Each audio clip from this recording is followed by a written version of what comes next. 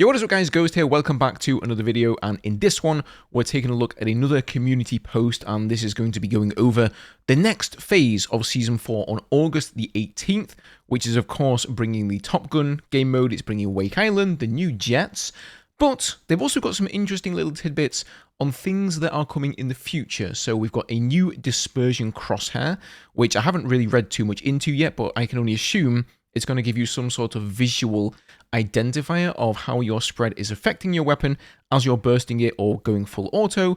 There's airplane control assists coming, which are probably going to be similar to helicopter control assists, which already exist in the game. There are some gunplay updates as well, and then they've also addressed a little bit of our matchmaking concerns. I'm sure it hasn't escaped many of you guys who play the game regularly that several game modes from Battlefield 6 have just disappeared. Like, you cannot play them anymore. King of the Hill among them, Rush as well. So we'll see what they have to say about that.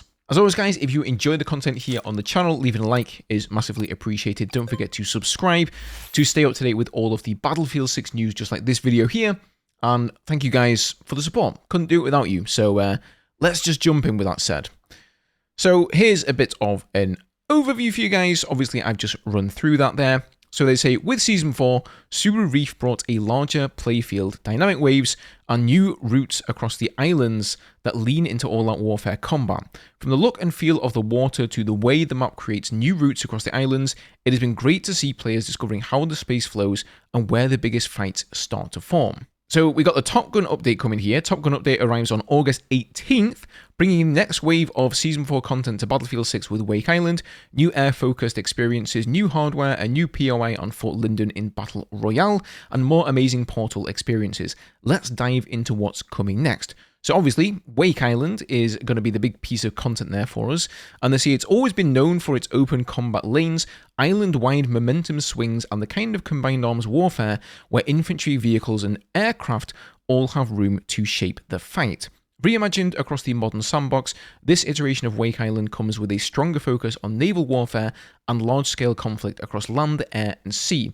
Carrier-based HQs anchor both sides of the battle, whilst the surrounding waters and island layout create new opportunities for vehicle play, infantry pushes, and aerial support. So whether you're storming the island, defending key routes by boat, or fighting for control from above, Wake Island is built to deliver the kind of all-out battlefield moments that make every match feel different. I gotta say, I am very excited for this map, not because I haven't played Wake Island before, I think we've all played it several times at this point, but because I just enjoyed playing Subaru so much, with the boats, you know, with the water gameplay, the naval warfare, all that sort of stuff. Also, you'll notice that what they've done now is, like in the old Wake Island, they used to have the sort of the aircraft take off from right here, the helicopters and the planes. That has now become like some sort of old, you know, blown out sort of destroyed objective here. And instead you're going to have a carrier for each team, which I think makes a lot more sense. You know, you're not going to get spawn killed there on the runway or anything. And they've also added this abandoned cargo ship here in the middle of the level. So, you know, that's going to allow you to basically traverse around that as an attack boat driver and have some sort of cover there from, you know, infantry with javelins and God knows what else the attack boat drivers have to deal with these days. Little Bird, I am looking at you.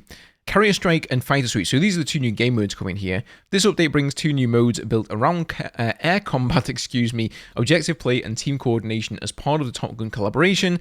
Carrier Strike is a new mode where both teams fight to destroy the enemy carrier. Capture key sectors across the island, deploy vehicles, and create openings for pilots to strike deeper into enemy territory. As the carrier takes damage, the battle escalates with a final objective inside the vessel, turning the match into one last coordinated assault to finish the fight.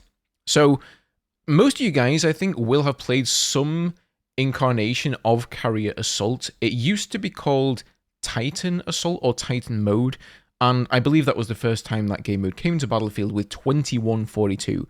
I want to say 2004 off the top of my head, but I might be a year or two out there. So it's been a while, but it's definitely one of my favorite game modes and really, really fun. So gonna be cool to see this come back. Fighter Sweep, that one arrives in RedSec as a new gauntlet mission. Take down enemy jets and destroy stockpiles placed across the play space to build your team's score. Challenge rivals in a dogfight, dive on objectives, or break away under pressure while your squad looks for the next opportunity to take the lead. Do you have what it takes to become the next Top Gun? So this mode sounds a bit more like air superiority, something along those lines. I would be surprised if we didn't see the new jets featured there. So that's really cool, because that means if you actually want to get your hands on the jets and use them a lot, maybe you're going to just be able to queue up for this. That being said, it's in Gauntlet, so I don't think you can specifically choose a Gauntlet mission, can you? I mean, I may be wrong about that because I don't really play much Gauntlet, but as far as I know, the missions within Gauntlet are just kind of randomized, so you might not be guaranteed to get it, but like I said, could be wrong. That would be very cool indeed if we could actually pick that mode. So then we've got some new hardware and the new Fort Linden POI coming.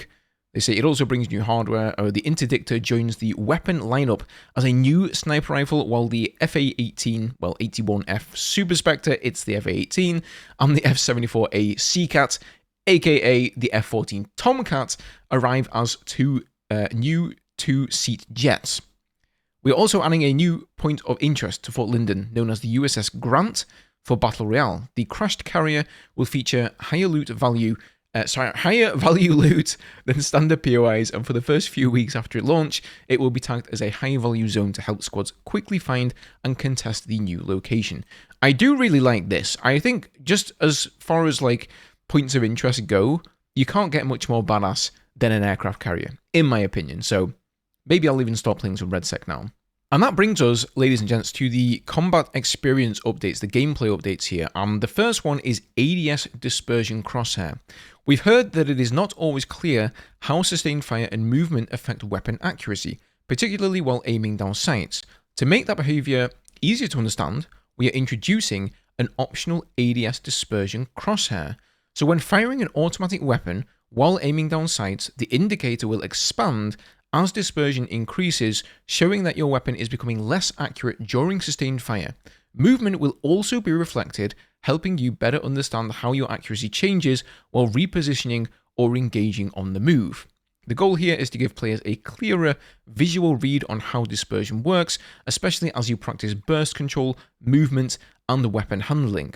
By default, this option is enabled in the firing range only, but it can be turned off entirely or enabled in multiplayer experiences through the settings. It also includes its own opacity slider and color options, so you can adjust its visibility to your preference. Okay, I do like that they're adding something in here, and they've gone all the way with opacity and colors and everything, so you know it's going to be exactly what we need. That is a welcome change to the game. This existed in previous Battlefield games. I'm pretty sure it was in Battlefield 4, although I will admit it's been quite a long time since I reinstalled that game and had a go. But yeah, a lot of weapons just have high dispersion, and unless you just know the weapon like the back of your hand through experience or by looking at the stats or whatever, it's not really that apparent. It's also not apparent, like they said here, when you're moving or you're going over these little tiny pebbles. And Battlefield 6, you know, if you move over the tiniest thing on the ground, any little piece of terrain, it really like knocks your aim off a lot. So it's going to be very interesting to see how that affects it. But yeah, good addition to the game there, I think. Then we have Airplane Control Assist. So with this update bringing new aircraft and new air-focused experiences, we also want to highlight Airplane Control Assist. So this is going to be the thing that, you know, holds your hand if you're playing aircraft and you need a little bit of help. No, I'm kidding. It's fine. It's totally good. This setting is designed to help more players get comfortable in the skies and better understand the control options available to them. Whether you're a returning pilot or a player taking off for the first time, we encourage you to check your settings and try the control scheme that feels best for you. After all, it's not just the plane, it's the pilot. So I don't really understand what this does, because in the helicopter, this exists already for the helis in the game, and it's been there since launch. As far as I understand it, it basically makes sure that you don't lose altitude as easily, but I know that if you have this enabled, it really sort of nerfs your agility and your overall movement. Like, what is possible in the helicopter is far greater if you have the assist turned off. And a few weeks back, I made a helicopter guide, and when I was going through my settings, that's one of the things that I expressly said, turn this off. Like, if you want to learn how to fly the helicopters, learn it the proper way. So I'm only going to assume here that the same thing will apply to the jets somehow, that you're not really going to get their full potential until you turn off Airplane Control Assist. I certainly hope it's not the opposite, and it just basically autopilots the plane for you and gives you like an inherent advantage over everybody who has it turned off, because I think that would just be completely stupid. would completely go against the whole point of learning to play a vehicle in Battlefield 6. So I'll have a play around with it once it releases and get back to you on that. So then we got a big section here on the gunplay. Thank you for continuing to share feedback on gunplay, time to kill, and time to death. Our goal is to keep combat responsive and rewarding while making sure players have enough time to understand what happened and respond when a fight begins. As we shared previously, our initial findings showed that TTD, or time to death, increasingly across most weapons and ranges following the last major gunplay update. Those results have remained steady so far and will continue to monitor as we evaluate where further tuning may be needed. Gameplay data from live matches also shows more cases where players who are eliminated still manage to deal damage before going down. This tells us more players are getting an opportunity to react and fight back during firefights. We do not want to push too far and make enemies feel like bullet sponges, so our focus is on reviewing weapon performance, identifying outliers, and exploring balance adjustments, including opportunities to improve underperforming weapons. So I do feel personally, I don't know how you all feel about this, right, but feel free to chime in below. I think the time to kill is still just too high in the game. The limb multiplayers have made a good adjustment, and they're rewarding accuracy, and they've introduced more spread and stuff, so you have to burst more now, and all of that is good. But just like the overall arching picture here is that the time to kill is just still too quick in the game. And I recently posted a little clip over on Twitter, and if you can find the link in the description if you want to check it out. But basically, it's me dying to this guy who leaps around the corner, and the guy was probably cracked. Like, he just shoots me and kills me I timed this in my editor, it was I think 260 milliseconds. And I tried to react as fast as I could, but I couldn't do it in time. It's kind of hard to explain the clip, so just go and take a look at it if you're interested. But basically, most of the people who commented on that completely agreed that they've died in similarly bullshitty situations. And I think it's the fast time to kill in tandem with the shitty netcode. And whenever you have a lapse in the netcode, and we've all been there, we've all felt it, you just know when you hear somebody come around the corner, instead of hearing the rate of fire of the enemy player's weapon going, rat-tat-tat-tat, it's just like, brum. It unloads, it sounds like 30 rounds in the matter of a split second. You know when you hear that you just got fucked by dice. Excuse my French, but that's kind of how I feel most of the time. It pisses me off. I'm sure it pisses you guys off. And I feel like it's those two things mixed together, the netcode and the time to kill, that make you feel like that. So, I don't know. I feel like they could still do with, increasing the time to kill a little bit. But again, maybe that's just me. Let me know what you guys think. Now, here's another hot topic of contention, matchmaking. We recently made playlist adjustments across all regions to help improve matchmaking health, queue times, and match quality across the most active modes. These changes are intended to better align players around modes with strong activity while still keeping flexibility through portal and custom search. We are already reviewing early feedback and tracking the data to understand how these adjustments affect the overall health of matchmaking. We'll continue monitoring closely and make additional changes where needed. We are continuing to read your concerns and feedback around matchmaking, so we are also planning to discuss matchmaking in more detail, where we'll go deeper on our goals, what we're seeing in the data, and where further improvements can be made. So there are sort of 3 levels to getting in a game in Battlefield 6 at the moment, right? The most obvious one is what probably a lot of players do. There are these tiles when you log in there, and there's attack and defend, and it's rush and breakthrough or whatever, right? Or sometimes it's conquest and escalation, and you can play the modes that DICE are sort of encouraging, or the Battlefield Studios are encouraging you to play there. Secondly, you can then go into custom, and you can select game modes there. So if any of those modes that you enjoy playing, or the maps you enjoy playing aren't on those tiles, you can basically just manually matchmake into them. But my gripe with it is that they've removed it from the custom tiles as well. You can only play Rush, I think, on one map at the moment, which is Subaru Reef. They've removed Squad Deathmatch. They've removed King of the Hill. And like they're saying here, I think they are removing some of the game modes that are not as popular as they've, clearly just alluded to. But there's still players who play those modes, and it just kind of is weird to just remove modes from a game. Like, it's fair enough with the limited time modes, like you said, they're going to be limited, but the other ones, they came at launch, right? Furthermore, there are assignments in the game, and you guys will have probably done most of these by now, but like, there's one to play a squad deathmatch, right? There's one to play King of the Hill, there's one to play deathmatch, and you unlock cosmetics by doing that. So you literally cannot even complete some of those assignments right now because you can't play the game modes. So, questionable decision, in my opinion. It seems to be, you know, causing a bit of bad air in the community, so I would have liked to see them actually discuss that a bit better, but we'll see what they do with that in the future. So this next section here is all about Portal, and they say introducing the Portal Advanced Editor program. The Advanced Editor is where selected Portal creators gain access to new experimental tools, including baked lighting and terrain editing. These additions improve visual fidelity through baked lighting, improve performance, and unlock new creative possibilities by allowing creators to reshape landscapes through height map editing and terrain shader painting with materials such as grass, dirt, and rock. Throughout the initial rollout, we'll continue working closely with participating builders as we gather feedback and refine the tools. As part of the preliminary rollout on the Advanced Editor, we selected Bellum 1988's Custom Operation Metro experience for inclusion in the Portal SDK. Built using baked lighting, it showcases the visual improvements and creative possibilities made possible by these new tools. We use this map as an internal test of the tools we'll be rolling out in our Advanced Editor. So during this preliminary rollout, additional selected creators will receive access to the tools. As experiences are completed, reviewed, and approved, we'll publish selected builders' creations to the Portal SDK for the community to experience, or explore, and build upon. Our goal as the program evolves is to continue refining how the program grows, with the goal of refining iteration workflows and improving how we support builders using these advanced features.